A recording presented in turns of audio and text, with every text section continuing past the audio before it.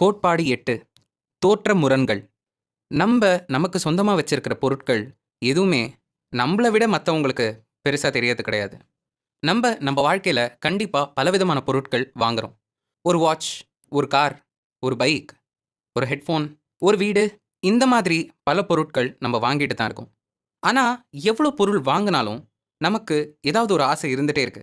ஆனா, அந்த ஆசைக்கு பின்னாடி ரொம்ப முக்கியமான காரணம் இருக்கு. நீங்க ஒரு பைக்ல போய் உட்கார்றீங்கன்னா, அந்த பைக்ல உட்கார்ந்தா ரொம்ப நல்லா இருக்குமோ, இல்லன்னா ரொம்ப நல்லா ஃபீல் ஆகுமோ அப்படின்றதுக்காக மட்டும் நீங்க ஒரு பைக்ல உட்காரல. அந்த பைக்க வச்சிருக்கிறதுனால நம்மள எத்தன பேர் திரும்பி பார்ப்பாங்க? எத்தன பேர் நம்ப கூட அந்த பைக்ல வரணும்னு நெனைப்பாங்க? அப்படின்ற ஒரு எண்ணம் தான் நம்மள அந்த பைக்க வாங்க வைக்குது. இது எல்லாருக்குமே இல்லனாலும், முக்காவாசி மக்கள் கிட்ட இருக்கிற ஒரு உண்மையான விஷயம் தான். நீங்க இத பார்த்தா 2மே ஒரே மாதிரி தான் நெனைப்பீங்க.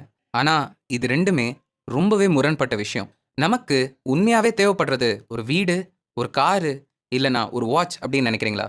கண்டிப்பா இல்ல.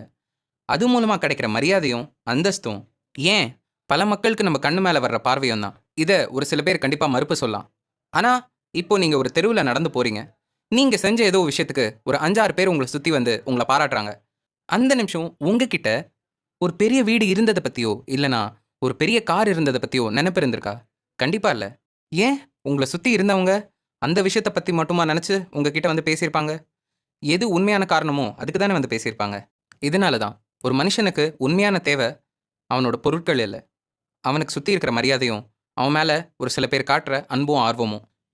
நமக்கு தேவைன்னு நெனைக்கிற இந்த உலகத்துல இருக்கிற முக்காவாசி பொருட்கள் நமக்கு தேவை இல்லாதது தான். இதுக்காக எல்லாருக்குமே எந்த விஷயமுமே தேவையில்ல அப்படின்னு அர்த்தம் கிடையாது. அது மட்டும் இல்லாம, பொருள்னால சந்தோஷமே வராது, இல்லன்னா ஒரு பொருளுக்கு தேவை இருக்காதுன்னு நம்மளால சொல்ல முடியாது. ஆனா, நம்ம கிட்ட ஒரு பொருள் இருக்குன்னா, அந்த பொருள் ஒரு சில விஷயங்கள நமக்கு தர்றதுக்கான ஒரு ஆயுதமா பயன்படலாம். அதனால நம்ப ஒரு விஷயம் வாங்கணும்னு நெனைக்கிறோம்னா, அது மரியாதையா இருந்தாலும் சரி, அன்பா இருந்தாலும் சரி, ஏன் ஒரு இடத்த விட்டு இன்னொரு இடத்துக்கு போறதுக்கான ஒரு பைக்க வாங்குறதா இருந்தாலும் சரி, நமக்கு உண்மையா என்ன தேவை அப்படின்னு புரிஞ்சுட்டு, நம்ப அதுக்கான படிய எடுத்து வைக்கணும். நமக்கு உண்மையா மரியாதை தான் தேவைன்னா, ஒரு ஃபெராரி ஓட்டுறத விட, அன்பு, அனுதாபம், உழைப்பு, அது மட்டும் இல்லாம, ஒரு நல்ல தலைவனா இருக்கிறது தான் நமக்கு அந்த மரியாதைய தரும். அந்த மரியாதைய நீண்ட நாள் நிலைக்கவும் வைக்கும். இதுக்காக நம்ம ஃபெராரி பத்தி பேசுறத இங்கேயே நிறுத்தப் போறதில்ல. பொருட்கள்னால வர்ற முரண்பாடு, அதோட கதைங்கள அடுத்த அத்தியாயத்துல பார்க்கலாம்.